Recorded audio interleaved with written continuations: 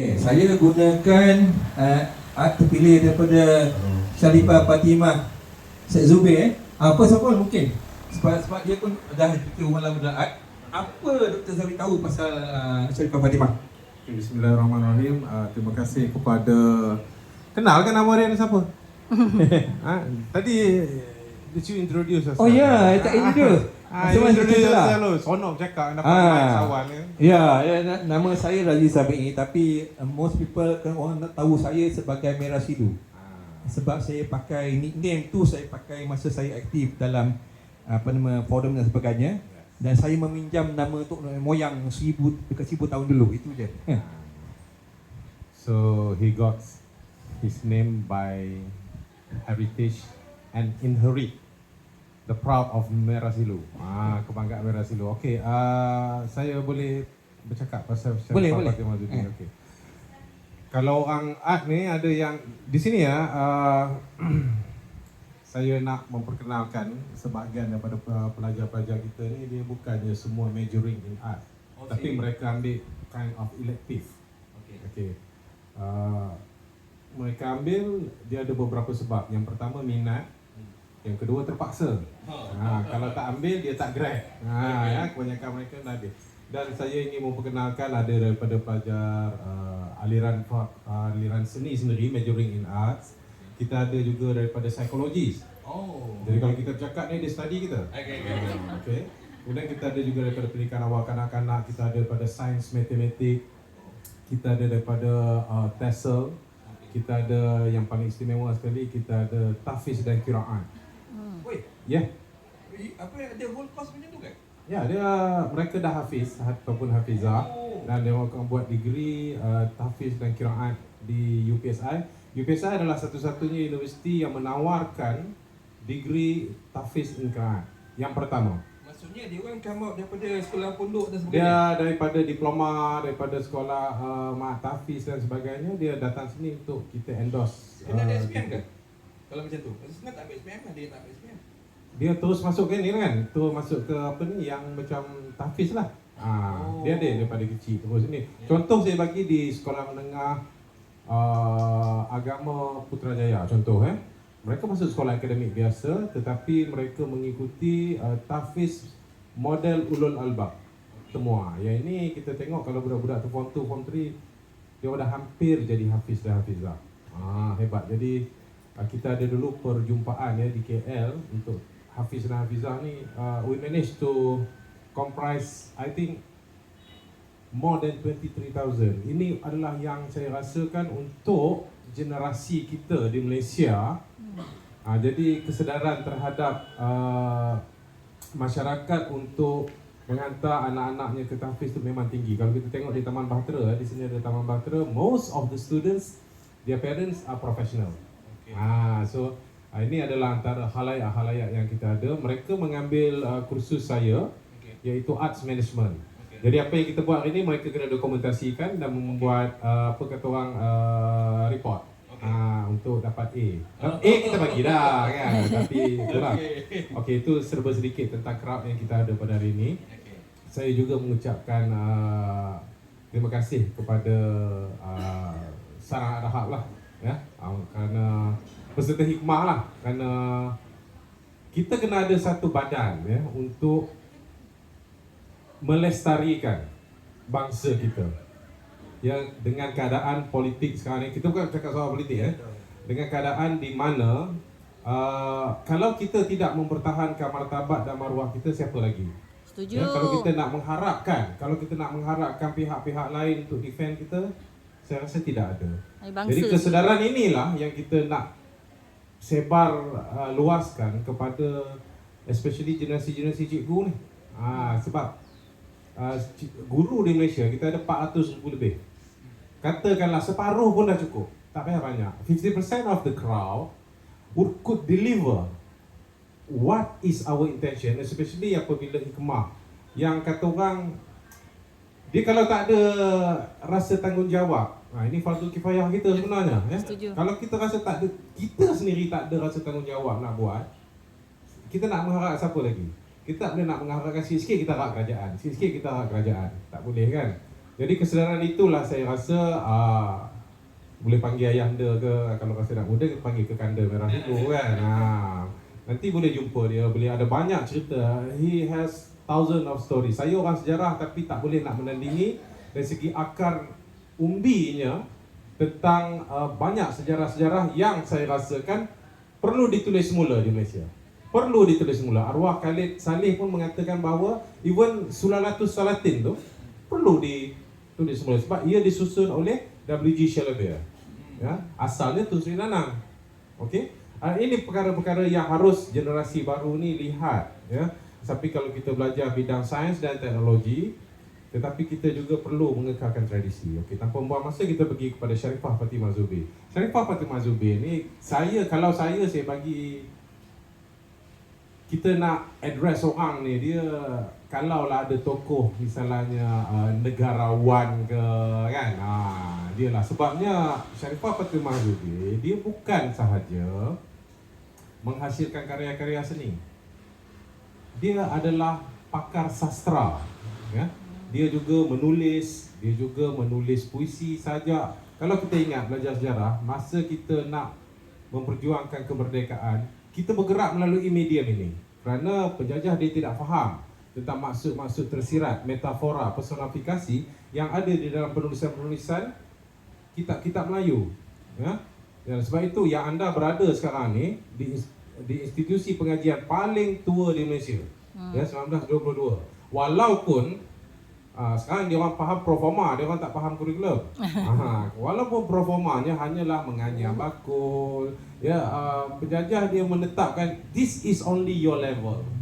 Tetapi apabila masa bergerak, as time goes by, dia berkembang dan mewujudlah nasionalis yang memperjuangkan kemerdekaan. Ya, isunya di sini adalah mereka inilah kadang-kadang tidak didendangkan. Ya, they are the unsung heroes sebenarnya, ya, yang dikatakan puak berhaluan kiri dan sebagainya. Tetapi yang pentingnya adalah kesedaran untuk memajukan bangsa Melayu sendiri.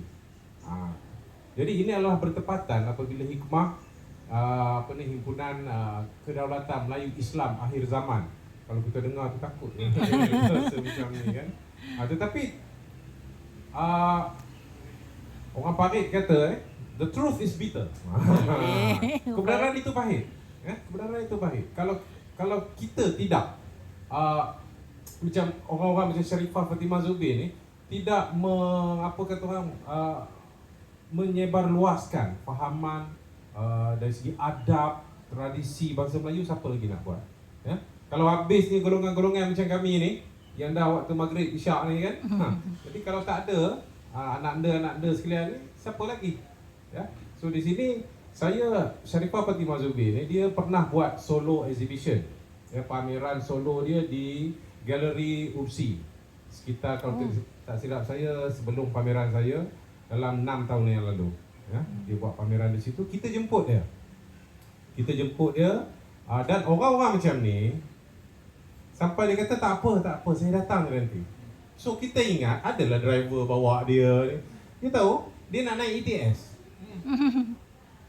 Frankly speaking, tak apa, jangan susah-susah ni. Tapi kita nak apa kata orang, adab kita nak memanggil tetamu ni kan.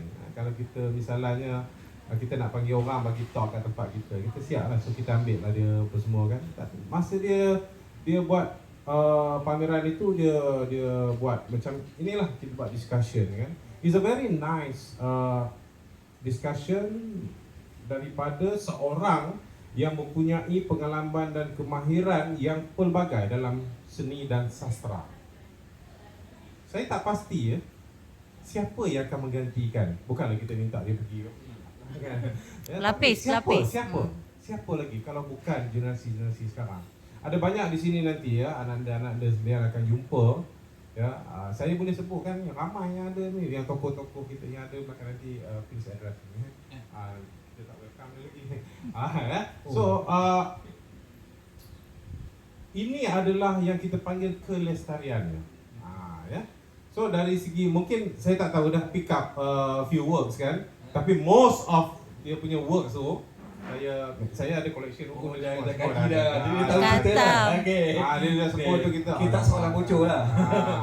So sebab kalau di National Art Gallery, National Art Gallery ataupun sekarang ni nama dia Lembaga Pembangunan Seni Visual Negara. Ya, kita panggil Balai Seni lah. Balai Seni ni adalah satu badan kerajaan yang mengumpulkan semua karya-karya dan juga memberi penghargaan kepada seniman-seniman. Di Indonesia kita panggil seniman, di Malaysia kita panggil artis. Ini artis ni bukannya artis penyanyi ya. Kalau artis ni dia dalam seni, ya, fine arts ya. So kita pernah buat pameran solo juga, Sharifah Fatimah Zubir di Balai Seni Negara, dan juga ada koleksi bukunya. Kalau pergi library kita akan jumpa. Masuk-masuk ni. Masuk.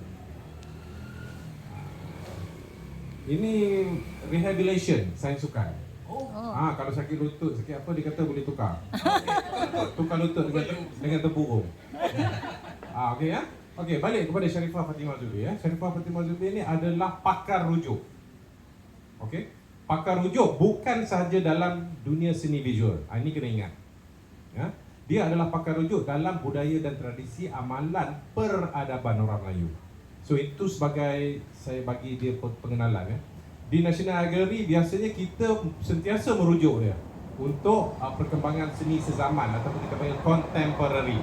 Kerana Sharifah Fatimah Zubir ni adalah generasi-generasi awal yang menghasilkan karya tidak bersifat realism. What you see is what you get or what you record. No, dia membuat karya-karya yang berdasarkan ekspresi dan juga pernyataan-pernyataan bentuk dalaman. Okey. Ini budak dia faham ni kalau saya cakap terminologi macam ni kan. Okay, now yang pentingnya dia ada timbal balik tau daripada seniman. Kadang-kadang macam kita duk cakap tetapi tidak ada support yang betul ni. Pun tak boleh juga. So beginilah, kita apa yang dilakukan oleh Hikmah Sarang ni sebenarnya kita telah mula twist kepada peringkat universiti. Ya, insyaAllah kalau kita ada program yang nanti kita mungkin boleh jemput. Saya rasa kalau saya jemput saudara saya ni datang, insyaAllah dia datang kan. InsyaAllah ya. Sebab yang untuk pengetahuan pada 16 hari bulan ni, minggu depan kita ada satu talk di library sempena Pesta Buku Perpustakaan Tunku Bainun UPSI, di mana talk tentang sitcom yang paling lama di Malaysia. Tahu ke sitcom ni? Komedi di siri komedi televisyen. Dia daripada SYY. SYY ni kan, SYY ke Pimai Tangtu, di mana penciptanya, creatornya adalah Profesor Dr. Hatta Zahan. So dia ni bukan senang nak panggil dia bercakap, tapi dia nak datang. Okey, kemudian pelakon yang datang adalah antara pelakon pioneer SYY, iaitu saudara Imuda Abdul Rahim Muda dan juga Satya ya. Orang suruh panggil Sabri Yunus. Maklumlah nama tengah popular sekarang kan. Sabri Yunus dan Jacqueline Tan. Tapi biasanya kalau dulu kita buat wacana pemikiran Mama Khalid, yang ramai yang datang. Macam Aziz Al Osman, Nasir Jani, Imuda, arwah Mak London ya. Jadi Sabri Yunus sendiri. Jadi nak promo jugalah 16 hari bulan, insyaAllah mereka ni wajib datang lah. Okay, akan ada. So kita akan meneruskan program-program sebegitu di UPSI, insyaAllah. Okay, ini sebagai pengenalan kepada Sharifah Fatimah Zubir. Okey, jadi kita terus pergi pada ni Saya pilih tak banyak kan dalam sebelah tulisannya. Ingatkan 2-3. Oh, tak ada. Okey, tak apa. Nantinya kita cubalah, jangan kupas yang setakat dapat kan. Boleh. Mungkin kan. Sebab saya bukan orang art, jadi saya bergerak atas rasa. Saya tengok, saya berkenan, kan. Rupanya bila saya ambil gambar kat dinding rumah lagi cantik daripada gambar dalam buku. Mungkin sebab ada lighting kan. Kan. Okey. Jadi saya okey. Ini lukisan pertama yang saya tegak, saya ada ikut-ikut kan. Jadi mungkin Dr. Zari boleh lihat dari depan ke, bercerita apa yang nak berdiri pun tak apa kalau nak berdiri. Apa yang tuan faham tentang ni? Saya bukan apa tahu, saya tak tahu. Saya pilih-pilih kemudian saya apa tajuk benda ni, saya tengok dalam buku. Ada yang tak jumpa. Tapi saya tak nak keluarkan tajuk dulu. Saya nak apa yang nampak dulu. Okey. di sini ya, dalam menghayati karya ini sebenarnya saya anggap ini sebagai satu sharing knowledge lah ya. Kita kongsi pengetahuan bersama. Okey, bila melihat karya, kita ada dua perkara yang kita kena perlu lihat. Bahasa yang nampak pandainya ialah formalistic aspect ya. Itu nampak bila kita ni bercakap terminologi ni orang tak faham ni nampak dia pandai kan. Tapi formalistic aspect ni sebenarnya dia ada beberapa perkara yang kita panggil.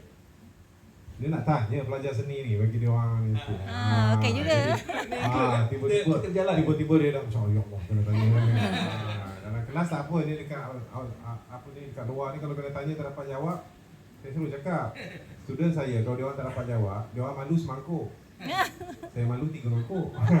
Jadi saya tanya saya jawab sendiri. Untuk tidak bermangkuk-mangkuk kita malu kan. Okey ya. Formalistic aspect adalah unsur-unsur seni. Unsur-unsur seni kita lihat dari sudut garisan, rupa, warna, ruang, bentuk.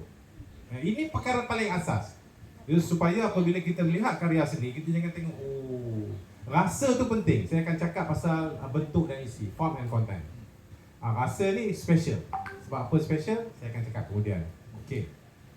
Bila kita lihat dari segi unsur seni, iaitu saya ulangi sekali, garisan, rupa, bentuk, ruang, ya, jalinan.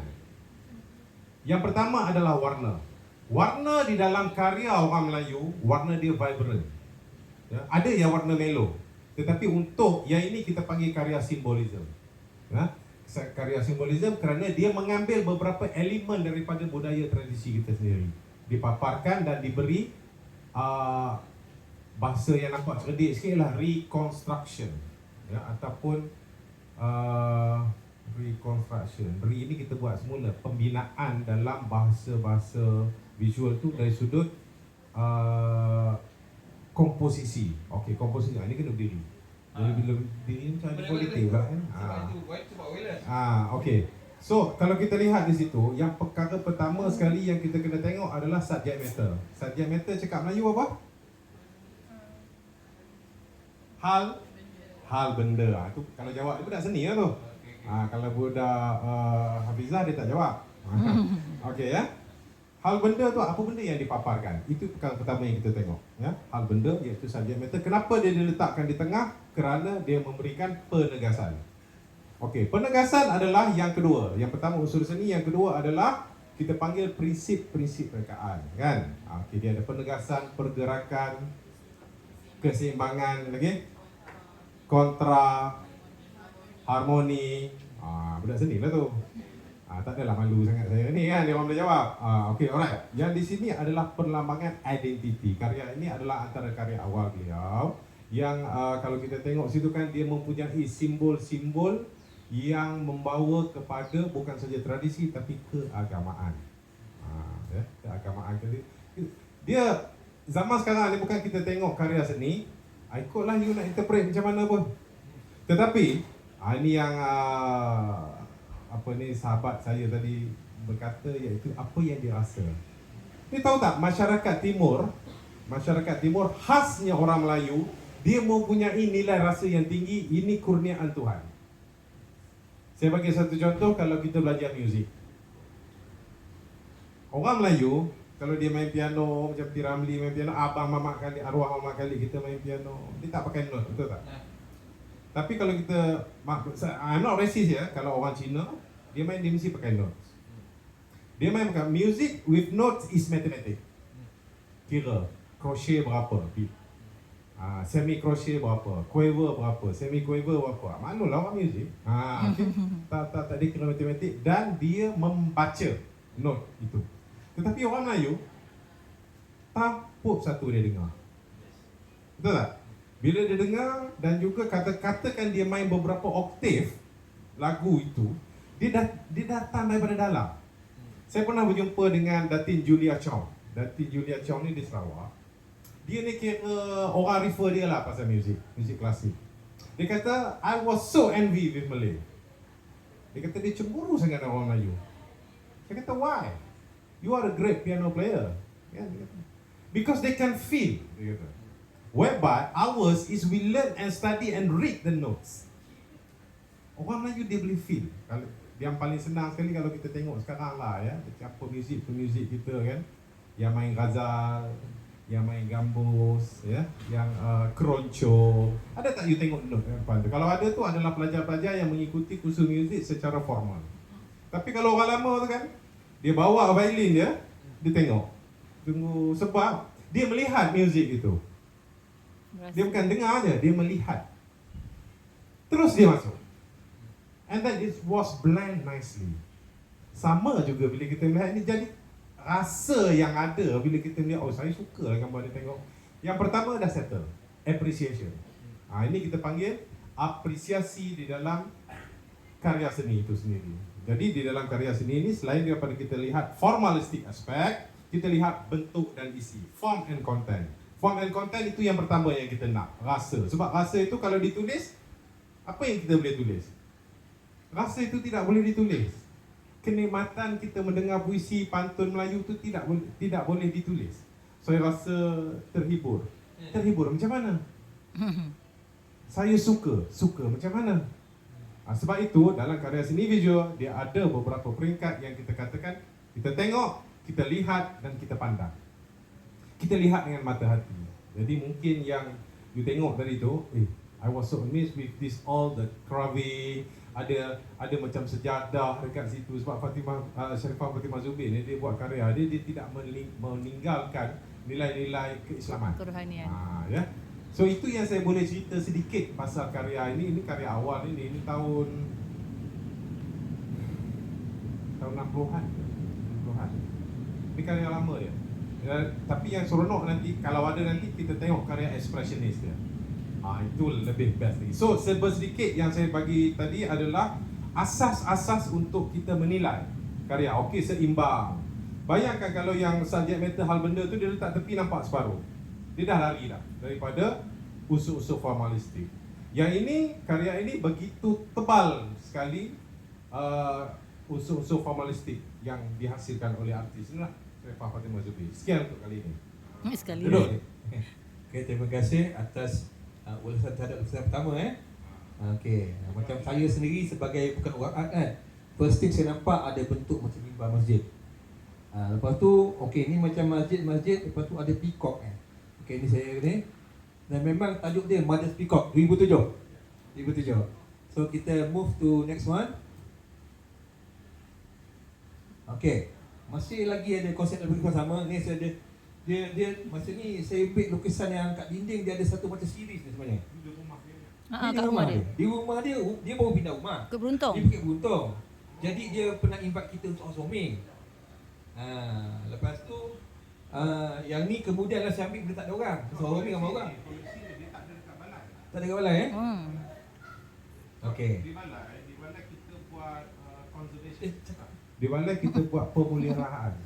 Di sana conservation ni kita ada balai seni negara ni, kita ada art hospital. Art hospital ni satu sudut di mana mereka memelihara kembali koleksi-koleksi tu. Sebabnya bila kita nak simpan karya, dia bukan boleh simpan letak kat rumah aja, tak boleh. Kita kena tahu humidity rumah kita tu macam mana. Ya, tahap kelembapan. Sebab itu dia macam alat muzik. Once you letak dalam aircon punya bilik, you kena pasang aircon je. Kalau tidak alat muzik tu rosak.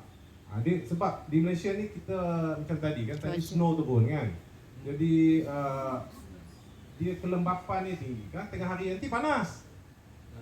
Cuba kalau misalnya di Taman Bahtera rumah saya tu, ramai ni pelajar tinggal di Taman Bahtera ni. Kita ada 4 musim sana kan. Letak kasut kulit kat luar, you tunggu seminggu. Dia akan berkulat. So sebab itu kalau di balai kita karya-karya yang saya rasa memang tak, sebab saya ingat 60-an tu dia lebih kepada karya yang bersifat ekspresionis. Ya. Tu yang ini saya rasa saya memang tak lihat di balai. Apa, saya okey. Saya bagi tajuk Ini betul lah. series dia lah, ini series dia kan. Mihrab 5. Jadi dah dapat mihrab lah kan. Tapi mungkin Dr. Zoli tambah lagi apa yang dia nampak.